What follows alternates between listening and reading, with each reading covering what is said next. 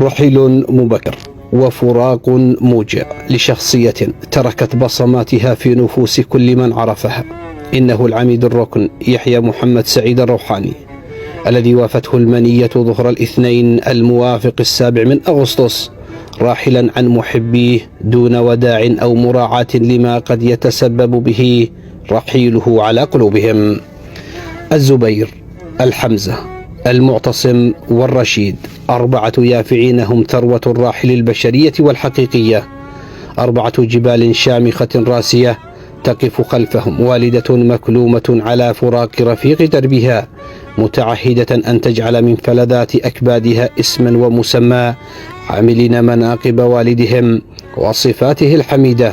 وخدماته الجليلة التي قربته من قلوب الناس وقربت الناس لقلبه. رحل يحيى سعيد الإنسان المحب لأسرته، ومن أحب أسرته ورعاها لا شك أن أسرته الكبيرة بدءا بقريته روحان ومحافظته المحويت وانتهاء بوطنه الكبير اليمن سيرعاهم ويقدم لهم الخدمات والرعاية وفق إمكانياته وقدراته. وهذا ما عمله الراحل يحيى سعيد، والذي لم يدخر جهدا ولا معرفة إلا واستغلها خدمة لناسه وإخوانه في قريته ومحافظته، بل وعموم وطنه من طلبه حين العسرة. قائد عسكري فذ وصنديد مقاتل مقوار وجمهوري شامخ عتيد، هكذا كان العميد الركن يحيى محمد الروحاني في عيون رفاق سلاحه في مختلف المواقع والمرافق الخدمية التي عمل بها، سواء المدنية منها أو المكتبية، فجسد ميدانيا القيافة والانضباط وجهور الصوت بين الأفراد والصف، وجسد إداريا صدق الكلمة ووفاء الوعد ودماثة الأخلاق في كل تعاملاته طوال مشوار حياته.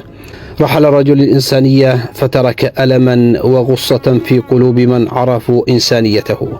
فقد كان الصادق الصدوق كلمة وفعلا في كل مواقفه، والملبي لدعوة من دعاه ليلا قبل النهار، لم يعتذر من أحد ولم يطلب من أحد مقابل ما يقوم به، بل سعى وأوجد وحاول وأخفق، لكنه لم ييأس، فظل يحاول حتى أوجد أثرا في قريته ومديريته ومحافظته، بل ووطنه الكبير اليمن. رحل الأب والأخ والصديق، فبكاه الأبناء والإخوة والأصدقاء، بل حتى من سمع عنه وعن مواقفه بكى على رحيل هامة وطنية الجميع يحتاج لها في هذه المواقف الصعيبة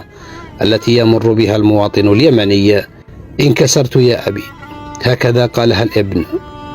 محبتك وابتسامتك وأخلاقك كانت هي أسباب حزننا عليك، هكذا قالها البزي أو السبط، وهكذا قال الأخ والصديق في وداع وكلمات باكية خطتها أياد مرتعشة حزنا لم تصدق هول الصدمة. فقال الأخ: أيها الأخ العزيز البهي الأنور، كم كنت لمكارم الأخلاق في سواحنا صداح، وأريج لطف شذاه للدنا فواح، فأنى لنا بعد فراقك من مستراح. يا لوجع الغياب في أعماقنا، أينما توجهنا نجد الجمال سيدا في عتبات براحك، والود يجول في أفياء ربوعك، وعبق المحبة تنثر عطرا من فيوضك. أحببناك لأنك مكمن الحب، وعشقنا روحك الندية لأنك أريج العشق، فأي جناب هو جنابك، وأي مقام هو مقامك، وما عسايك ابن وأخ وصديق وكاتب أن أقول بعدما قيل وما يزال يقال بوداع رجل المكارم والأخلاق والإحسان والإنسانية العميد الركن يحيى محمد سعيد الروحاني، سوى الطلب من الله له بالرحمة والمغفرة والسكنى في الجنان.